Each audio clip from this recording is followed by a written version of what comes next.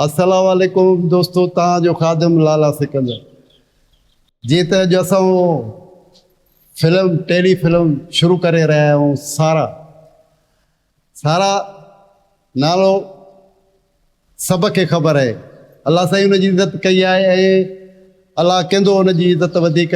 ऐं असां हीअ जेकी फिल्म ठाहे रहिया आहियूं, मूं केतिरियूं फिल्मूं ठाहियूं आहिनि, पर हीअ फिल्म इंशाअल्लाह मुख़्तलिफ़ फिल्म आहे। ऐं इंशाअल्लाह हीअ फिल्म जंहिं महिल आई त माण्हू ॾिसंदा, वाक़ई जेको आहे त माण्हू इहो महसूसु न कंदा त की सारा ही नई एक्टर आहे, ईअं चवंदा यार हीअ त का पुराणी एक्टर आहे। ऐं अॼु असांजी शुरूआत आहे। तव्हां सॼी संगत खे मूं इहो इल्तिजा थो कयां त दुआ कयो त असांजी फिल्म इंशाअल्लाह कामयाबु वञे पंहिंजे हुन ते। ऐं सॼी संगत असांजी गॾु आहे।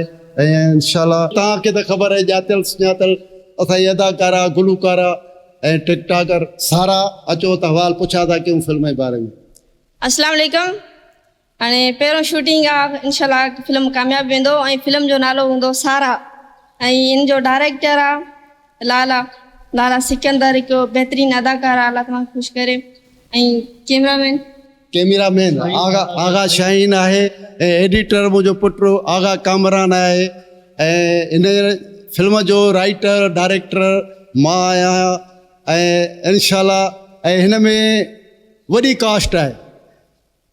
सारा त आहे, पर उन खां अलावा वरी अचो त हिन सां मिलो था, तव्हांखे ख़बर आहे न। अमा अस्सलाम वालेकुम। गाइदड़ियूं ऐं ॾिसो लाला फिल्म ठाहींदो असांजी, तव्हां ॾिसिजो, सभु ॾिसिजो, महिरबानी कजो। ईअं न त न ॾिसो, ज़रूरु ॾिसिजो। हे लाला डायरेक्टर अथव असांजे फिल्म जो। जेको न ॾिसंदो न निड़ीअ त लत ॾेई ज़बान कढी रखंदीमांसि। हा, ऐं हिन फिल्म जो प्रोड्यूसर अब्दुल जब्बार। तव्हां ॿुधायो हिन फिल्म जे बारे में। हाँ, अस्सलाम वालेकुम साईं। फिल्म ठाहियूं था सारा जी नाले ते। नालो बि सारा अथसि ऐं फिल्म जो नालो बि सारा आहे। इंशाअल्लाह फिल्म कामयाबु थी वेंदो। उन खां अलावा मुंहिंजो दोस्त आहे प्यारो, जो ग़ुलाम साहिब में शेरूअ किरदारु कयो, मुज़फ़र तव्हां मुग़ल। अस्सलाम वालेकुम या अली मदद। मां सभिनी ॾिसंदड़नि खे सलाम थो पेश कयां।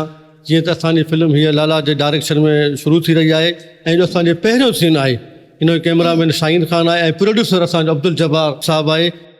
हिन में जेका मेन कास्ट आहे उहा असांजी सारा आहे। उन खां पोइ असांजी गायत्री बि गॾु आहे। ऐं सभ खां वॾी ॻाल्हि, असां मेन जेको डायरेक्टर लाला सिकंदर, उहो असांजी फिल्म जो इंशाअल्लाह कामयाबी आहे। तव्हां दोस्तो सभु दुआ कजो त असांजी फिल्म कामयाबु थिए। Thank U very much.